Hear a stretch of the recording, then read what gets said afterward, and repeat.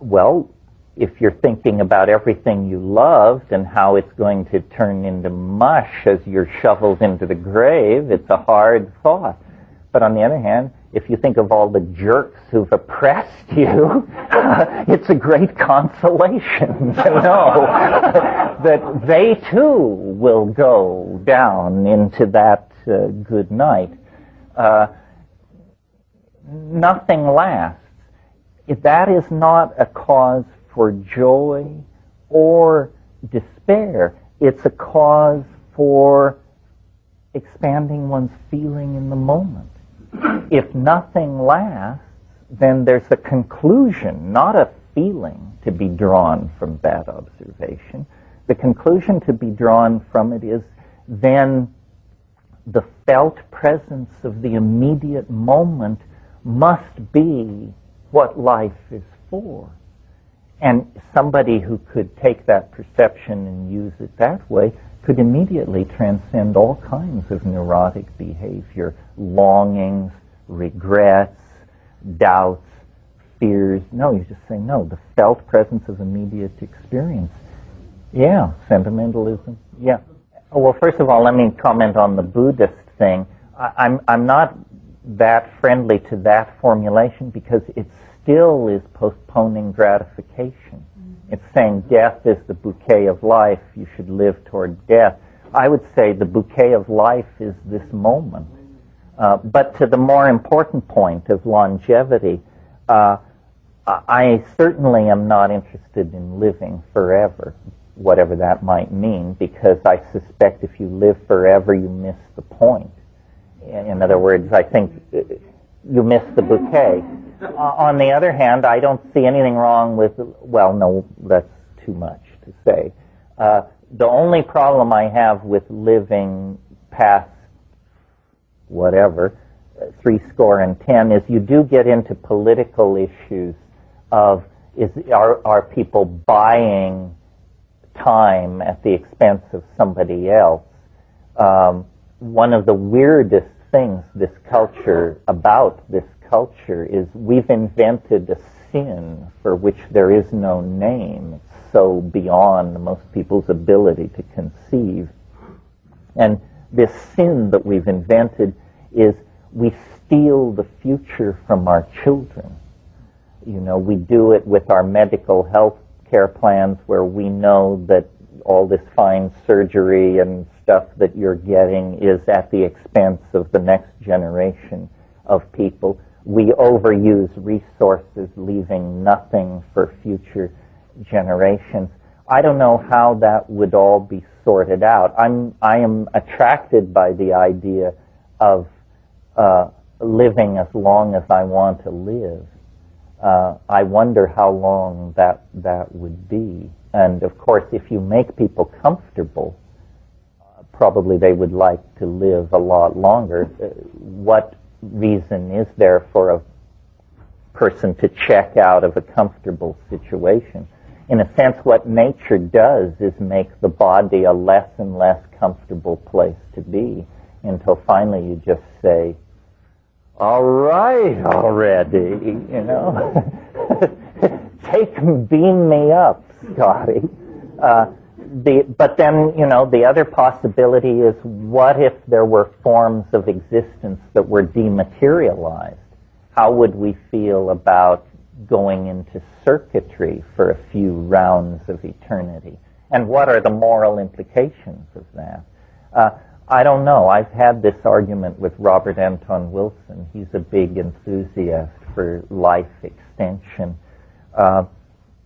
It depends on what you think death is.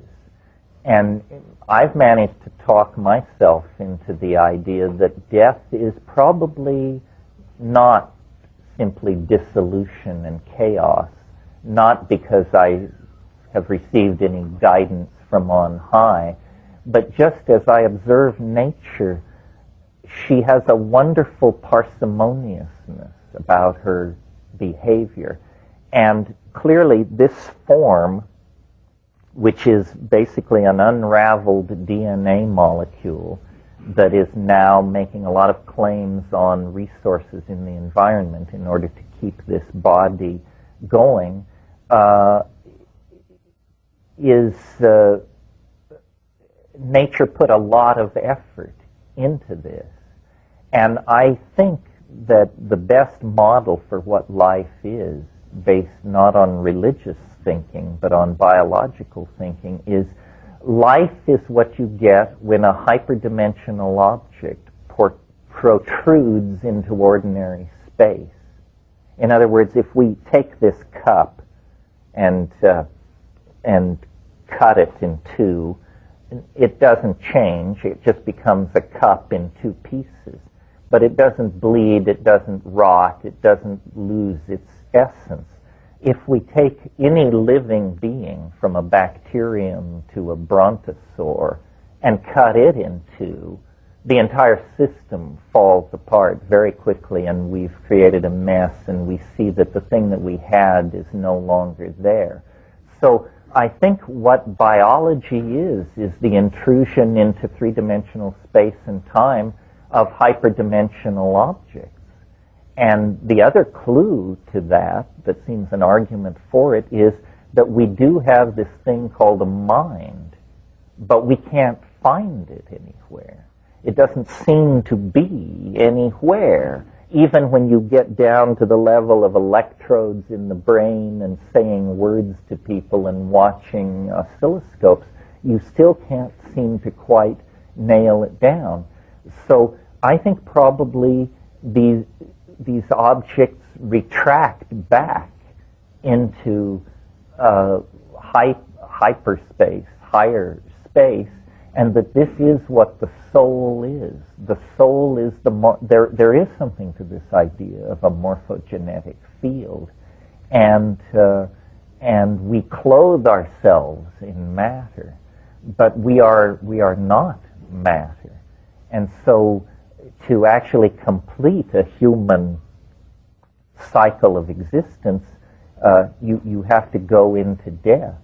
It's where you came from, in some sense. I mean, we put a lot of attention into death. We don't look very much at birth. We think we understand it. I mean, we all know the story about the sperm and the egg and all that. But before that, what is going on? You know, whence cometh these forms? We seem to have the matter down pretty good. But really what a being is the intrusion into space-time of a form, and the form is unique, and then it retreats. I think it would be one of the great jokes of human history if here at the end of the 20th century, at the end of the millennium, with all this hypola surging around us, if we were to actually gain insight into the after-death state. And one of the reasons I'm so keen for DMT is because when I have given it to people who were purported experts in the after-death state, Tibetan lamas and shamans and this sort of thing, they come back and they say, yep, that's the territory, all right. And so in my highest states, I have had the insight, which I will convey to you without saying it's true, that this is the most limited form of existence you will ever know. You can't be deader than this.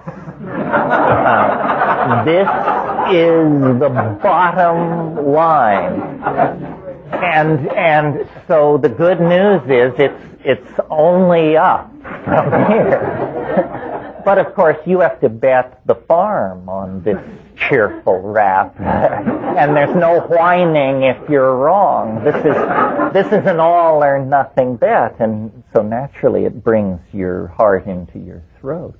But that's the kind of enterprise life is. All risk and the race to the swift, I think. One last